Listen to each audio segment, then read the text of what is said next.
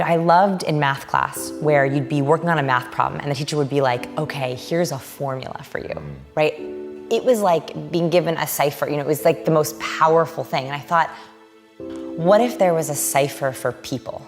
Like, what if there was a formula for people? I believe that every person has a cipher.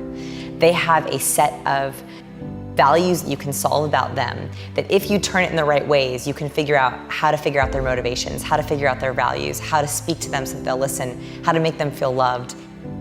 We are very good at observing. And what happens is we see interactions in very black or white ways. If you are naturally charismatic or naturally good with people, you can walk into a room and you don't even have to think about a conversation starter. Whereas if you're awkward, a room looks like either a battlefield or a playground, depending on your mentality. And so if you see a room like a battleground or a playground, you're instantly looking for who's on your team, you're looking for patterns, you're looking for verbal weapons, you're looking for different kinds of things in someone who will just walk into a room and naturally have it. So I think that what's helped is that I tend to see every interaction that way, which has helped me study it in a formulaic way. You've come a long way from being the awkward person. Do you think people can learn anything? I think people can learn anything. I think you have a spectrum of how much you can improve. So let's say, for example, you are a very lightweight, compact male, under 5 foot. You would make a great jockey, right? Like you'd be great at riding horses if you're small and compact. Could you learn to be a basketball player? 100%.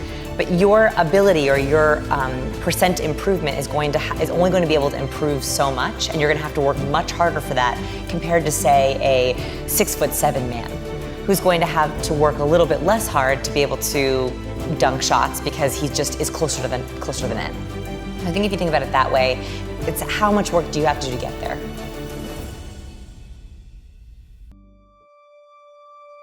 I like to think of people a little bit like an onion, in that, there's different layers. You don't want to cut it. Yes, exactly, but tastes delicious once cooked. Okay, so the outside layer I think is the easiest one to solve. That's one we start with. So this is the big 5 personality traits, and there's a lot of personality research out there. The only personality science that's actually backed, used by academic institutions, is called Ocean, or the big 5. Right. So this is someone's openness, so how adventurous they are. Someone's conscientiousness, how organized they are. Someone's extroversion, that's the one that we all know, how they like being around people. Agreeableness, so how they work on teams, if they default to yes or default to no. We can talk about that one if you want. And then neuroticism, which is the one that no one wants to talk about. Yeah. Neuroticism is my favorite. It's how someone approaches worry. And I think this is what we're talking about here, is knowing how you are wired instead of fighting it. That's interesting, because I'm a big believer in fight anything that doesn't work for you.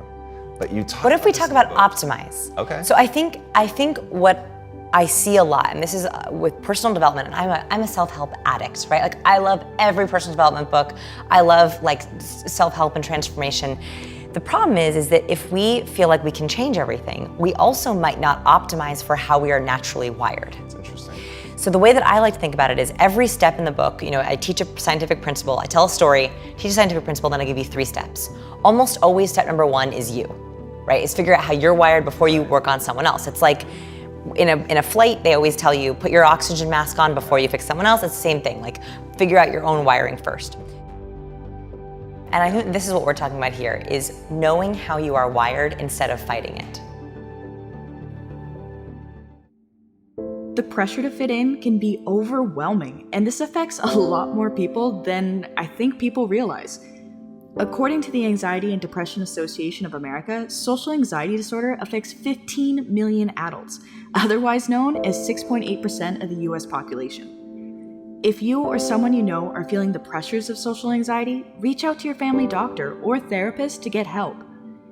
If you prefer to talk to someone anonymously, I know sometimes I do, you can call NAMI if you're in the US, or if you're in another country, you can check checkpointorg.com for your country's mental health hotline. We can also help out our communities in a larger way by making sure facilities and care are accessible for everyone for mental health. Don't let your anxiety control your life.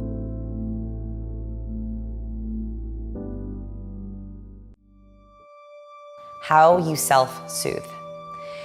So everyone should know two aspects of self-soothing. The first is when you are in anxiety, whether you're a high neurotic or a low neurotic, do you like to worry outward? Do you verbalize your worry, or do you shut down and close down? So when I'm very worried, I like to be alone with my journal. Like, I don't want to talk to anyone. I just want to think about it myself. Whereas other people like to worry with others, right? Like, they like to talk through their worry, and that makes them feel calm. So that's the first thing, is how do you worry? Do you worry alone, or do you worry with others? That's going to be very important, so that if you're in one of those really terrible low points, we all hit those points, you know exactly which direction you need to do. Is it out to drinks with friends? Do you have your brigade that you call? Or is it home with a journal and a big glass of wine? I was a journalist, so I was just writing stories, and I loved science. From a very young age, my parents encouraged the academic side, the book smarts, the IQ.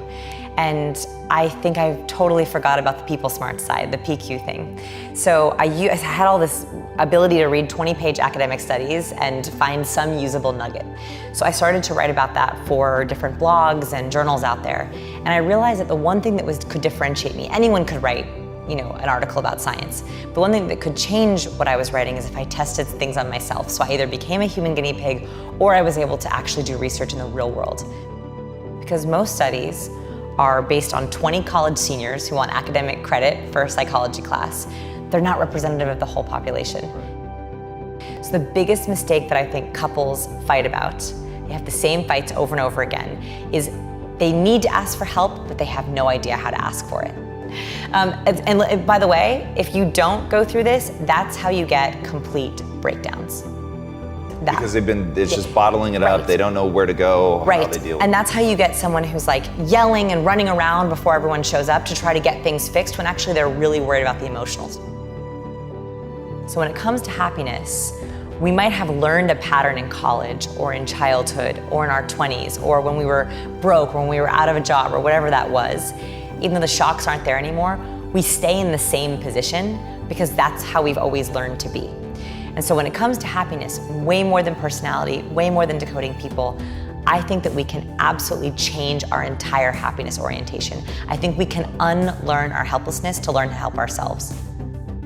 There's also these little moments of unhappiness that as humans, we cannot help but infect our entire life. So you know how when you're sitting at a red light and you literally question your entire existence? Why do I sit in traffic? Why do I drive to work? Why do I do what I work? Why am I doing this? Maybe I should quit my job. Maybe I should move to Hawaii. Maybe I shouldn't have a car.